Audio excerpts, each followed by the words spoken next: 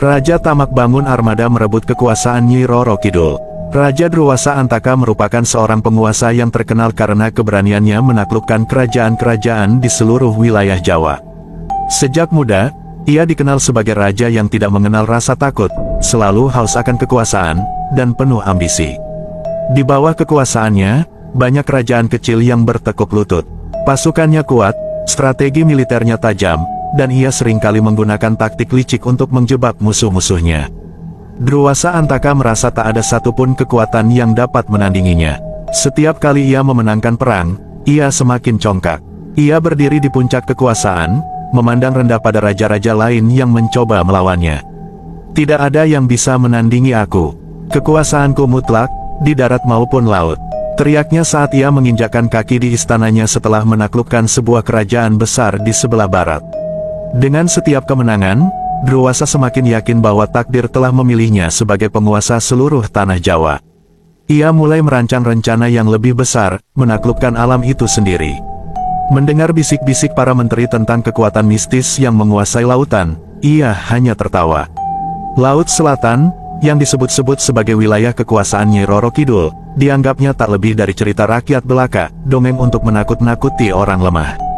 Dalam sebuah pertemuan dengan penasihat kerajaan, salah seorang abdi tua mendekatinya dan berkata, "Paduka, banyak yang telah mencoba menantang lautan, namun tak ada yang berhasil. Nyi Roro Kidul adalah penguasa Laut Selatan. Bahkan para raja terdahulu tak berani mengganggunya." Namun, Druwasa menatapnya dengan penuh penghinaan. "Kau pikir aku takut pada cerita-cerita kuno itu? Laut adalah bagian dari bumi yang harus aku kuasai. Jika ada yang mencoba melawan, apakah itu manusia atau roh, mereka akan merasakan pedangku." Ia terus berbicara tentang rencananya dengan penuh percaya diri, memerintahkan para arsitek untuk membangun armada kapal yang besar dan kuat. "Aku akan menaklukkan Laut Selatan. Lautan itu akan menjadi bagian dari kekuasaanku," katanya sambil memandang peta besar di hadapannya, menunjuk ke wilayah Laut Selatan yang belum pernah disentuh oleh tangan manusia. Ambisinya tak pernah mengenal batas. Ia mulai menghimpun para prajurit dan mengirim pesan kepada kerajaan-kerajaan tetangga bahwa ia akan menguasai Laut Selatan, sesuatu yang belum pernah dilakukan oleh siapapun sebelumnya. Setiap kali seseorang mencoba memperingatkannya tentang legenda Nyi Roro Kidul, Druwasa hanya semakin marah. "Tak ada yang bisa menentangku, bahkan penguasa laut itu sekalipun. Dia hanyalah mitos yang akan kuhabisi," teriaknya, menegaskan kekuasaannya yang menurutnya tidak terbatas. Langkah ambisius ini memicu perhatian dari berbagai kerajaan di sekitarnya. "Kekuasaanku tak terbatas. Darat dan laut akan menjadi bagian dari kerajaanku," ujar Raja Druwasa dengan penuh keyakinan dalam sebuah pidato resmi di istananya. Raja Druwasa Antaka tidak membuang waktu setelah ia memutuskan untuk menaklukkan Laut Selatan. Ia segera memerintahkan pembangunan armada laut terbesar dalam sejarah kerajaannya.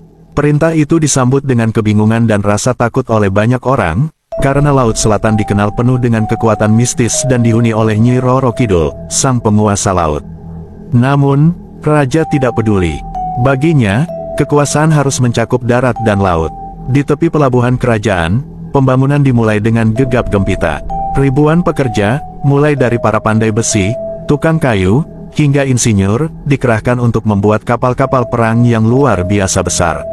Bahan-bahan terbaik didatangkan dari seluruh penjuru negeri, kayu jati yang kuat, besi baja untuk membuat pelindung kapal, serta sutra dan katun untuk layar besar yang akan mengarungi badai. Setiap kapal didesain dengan detail dan daya tahan yang mampu menghadapi tantangan terberat lautan. Para prajurit bekerja siang dan malam, tidak mengenal lelah. Mereka ditempa dalam latihan keras, belajar bagaimana menghadapi gelombang besar dan badai yang akan mereka hadapi. Sementara itu, rakyat jelata dikerahkan untuk membantu menyuplai bahan-bahan dan makanan, menanggung beban berat dari ambisi besar rajanya. Setiap sudut kota menjadi sibuk, dan gemuruh palu di bengkel-bengkel terdengar tanpa henti. Namun, di balik hiruk-pikuk pembangunan, ada desas-desus yang berkembang di kalangan para bijak dan sesepuh kerajaan. Mereka memandang rencana Raja Druwasa dengan penuh kekhawatiran.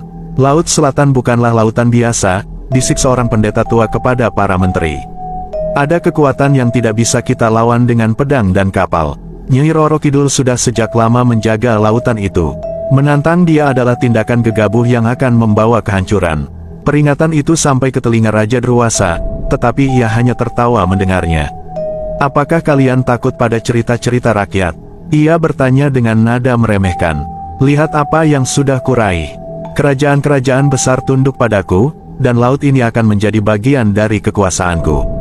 Nyi Roro Kidul adalah mitos, dan mitos tidak dapat menghentikan kekuatan militerku."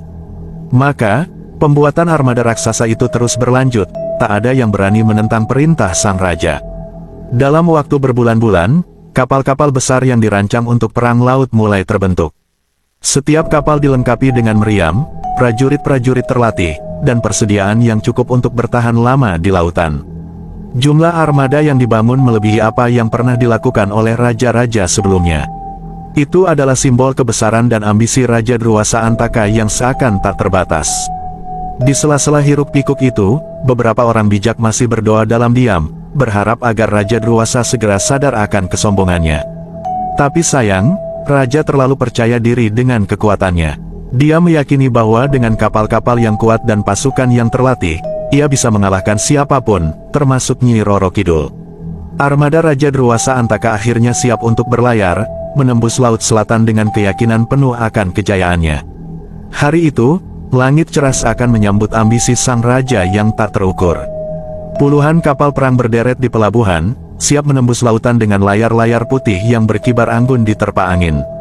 Di atas setiap kapal, ribuan prajurit berdiri tegak, mengenakan zirah besi dan memegang tombak, pedang, serta panah yang berkilauan di bawah sinar matahari. Sorak-sorai memenuhi udara saat para prajurit bersiap meninggalkan daratan. Mereka berteriak penuh semangat, percaya bahwa kemenangan besar akan menanti mereka di laut. Di kapal induk yang paling besar, Raja Druwasa berdiri di anjungan, memandang lautan yang terbentang luas di hadapannya. Ia merasa kekuasaannya tak tertandingi, dan hari itu ia akan membuktikan bahwa kekuatannya tak hanya menguasai daratan, tapi juga lautan. "Kita akan menaklukkan laut ini, seperti halnya kita telah menaklukkan banyak kerajaan sebelumnya," teriak Raja Druwasa kepada para prajuritnya. "Tidak ada kekuatan di bumi yang bisa melawan kita. Bahkan penguasa Laut Selatan akan tunduk pada kita." Perlahan, armada besar itu mulai bergerak, satu persatu kapal meninggalkan pelabuhan, berlayar dengan gagah di atas ombak yang tenang. Kapal-kapal itu besar, masing-masing dihiasi dengan bendera kerajaan dan lambang kejayaan Raja Druwasa. Di sepanjang perjalanan, ombak-ombak kecil berderai, seolah memberi jalan bagi armada besar tersebut. Para pelaut berpengalaman mengarahkan kapal-kapal itu dengan cekatan, membelah air biru yang terbentang luas di bawah langit yang masih cerah. Semangat para prajurit tetap tinggi, lagu-lagu perang dinyanyikan untuk membangkitkan semangat mereka, sementara Raja Druwasa dengan senyum angkuh memandang Cakrawala, yakin bahwa takdir telah berpihak padanya. Namun, semakin jauh mereka berlayar, tanda-tanda yang tidak biasa mulai muncul. Langit yang tadinya cerah, perlahan mulai tertutup awan kelabu. Angin, yang sebelumnya bertiup lembut, kini berubah menjadi lebih kencang. Beberapa prajurit mulai merasa cemas, tetapi tidak ada yang berani mengucapkan kata-kata ragu di depan raja. Mereka tetap bersorak, meski perlahan-lahan semangat mereka mulai berkurang. Kapal-kapal besar itu terus melaju, namun suasana berubah semakin mencekam. Ombak mulai naik, menggulung lebih besar dari sebelumnya. Para pelaut yang lebih tua mulai saling pandang dengan cemas, mengenali tanda-tanda bahwa lautan mulai gelisah. Di dalam hati, beberapa di antaranya berdoa, berharap agar kekuatan mistis yang menguasai Laut Selatan tidak murka pada mereka. Namun Raja Druwasa tetap tak gentar. Di atas kapalnya, ia memandang lautan yang mulai bergejolak dengan senyum tipis. "Ini hanyalah ombak biasa," pikirnya. "Tidak ada yang bisa menghentikan armada ini. Tidak ada yang bisa menandingi kekuatan kami." Semakin lama, lautan yang tadinya hanya berombak kecil mulai berubah drastis. Langit yang sebelumnya kelabu kini menjadi hitam pekat, menandakan datangnya sesuatu yang besar dan tak terduga. Awan-awan menggulung dengan cepat, seolah-olah tersedot oleh kekuatan yang tidak terlihat. Para prajurit di atas kapal mulai merasa ada yang salah. Suasana mencekam, dan angin mulai bertiup lebih kencang, memutar layar-layar besar yang tadinya berkibar dengan gagah. Tanpa peringatan, badai besar datang menghantam armada Raja Druwasa Antaka. Angin yang tadinya hanya terasa sejuk berubah menjadi pusaran yang mengerikan, menjerat kapal-kapal besar dan menggoyangnya seperti mainan kecil di tengah lautan. Petir menyambar dari langit yang gelap, menggetarkan seluruh lautan, sementara ombak raksasa mulai menggulung, setinggi bukit, menghantam kapal-kapal yang berlayar di bawahnya. Di tengah kekacauan itu, Raja Druwasa berdiri di atas kapalnya, terkejut namun masih belum bisa memahami bahwa ini bukan badai biasa. Suaranya yang tadinya penuh keangkuhan kini tertelan oleh gemuruh lautan dan angin yang berteriak. "Jaga layar, arahkan kapal," teriaknya pada nahoda, namun suaranya tenggelam oleh raungan badai. Beberapa prajuritnya yang paling kuat berusaha keras mengendalikan kapal, namun angin dan ombak terlalu kuat. Kapal mulai miring, air laut menyapu geladak, dan banyak prajurit terlempar ke laut yang bergejolak. Dalam sekejap, satu kapal demi satu kapal mulai tenggelam. Ombak besar menenggelamkan kapal-kapal perang secepat mereka dibangun. Suara kayu yang patah, jeritan para prajurit yang tenggelam, dan gemuruh badai menyatu dalam kekacauan yang mengerikan. Bendera-bendera kerajaan, yang tadinya berkibar dengan bangga, kini terkoyak dan hilang ditelan ombak. Meriam dan senjata yang disiapkan dengan teliti untuk menghadapi musuh-musuh laut tak ada artinya melawan kekuatan alam yang begitu hebat. Raja Druwasa, yang masih berdiri di anjungan kapalnya, menyaksikan dengan mata kepala sendiri bagaimana armada besarnya hancur lebur. Kapal-kapal yang ia banggakan, yang dibuat dengan begitu banyak tenaga dan sumber daya, sekarang hanyut dan tenggelam ke dasar laut. Prajurit-prajuritnya, yang tadinya berteriak penuh semangat, kini lenyap di dalam ombak yang buas. Di sekitarnya, hanya ada kehancuran. Namun yang paling menakutkan adalah sosok yang samar-samar muncul di atas lautan. Nyai Roro Kidul, sang penguasa Laut Selatan, berdiri di tengah badai, sosoknya membesar dengan kekuatan mistis. Matanya menyala dengan amarah yang tak terlukiskan, memandang Raja Druwasa yang telah berani menantang kekuasaannya. Dengan gerakan tangannya, ia memanggil ombak yang lebih besar lagi, menghantam kapal sang raja dengan kekuatan dahsyat. Kapal itu pecah berkeping-keping di hadapannya, terbelah oleh kekuatan lautan yang tak tertandingi. Meski segala sesuatu di sekelilingnya hancur, entah bagaimana Raja Druwasa masih selamat. Ia terombang-ambing di atas sisa-sisa kapalnya, sementara badai mulai mereda perlahan. Nyai Roro Kidul menghilang ke dalam kabut, meninggalkan kehancuran di belakangnya. Raja Druwasa, yang tadinya penuh dengan kebanggaan dan ambisi, kini hanya seorang manusia kecil yang tak berdaya di tengah lautan yang luas. Dengan tubuh basah kuyup, ia terombang-ambing di tengah puing-puing kapal, melihat dengan mata yang kosong bagaimana seluruh armadanya telah tenggelam dan pasukannya tewas. Setelah badai besar mereda, Raja Druwasa Antaka yang tersisa sendirian di tengah lautan akhirnya berhasil kembali ke daratan. Tubuhnya lelah, jiwanya hancur. Kapal-kapal besar yang ia banggakan kini hanya kenangan, terkubur di dasar laut bersama ribuan prajuritnya. Ketika kakinya menginjak tanah, tak ada lagi kebanggaan dalam langkahnya, hanya putus asa. Namun, rasa lega itu tak bertahan lama. Ketika Raja Druwasa berjalan menuju desa dan istananya, ia mulai menyadari sesuatu yang janggal. Desa yang biasanya penuh dengan kehidupan tampak sunyi. Tidak ada suara hiruk-pikuk rakyat, tidak ada tawa atau canda. Hanya keheningan yang memekakkan telinga. Di dalam hatinya, perasaan takut mulai tumbuh. Sesuatu yang lebih buruk daripada kekalahan di lautan menantinya. Saat ia memasuki gerbang desanya, pandangannya terbelalak. Pemandangan yang tak bisa diungkapkan dengan kata-kata menyambutnya. Di sepanjang jalan, makhluk-makhluk aneh mulai bermunculan dari balik bayang-bayang. Makhluk-makhluk tersebut tampak setengah manusia dan setengah ikan, dengan sisik berkilauan yang melapisi tubuh mereka. Beberapa memiliki sirip di punggung dan tangan, sementara yang lain memiliki ekor seperti ikan yang mengerikan. Mata mereka bersinar dengan cahaya yang tidak manusiawi, penuh dengan rasa sakit dan kemarahan. Salah satu makhluk itu, yang dulunya adalah seorang prajurit setia, mendekat.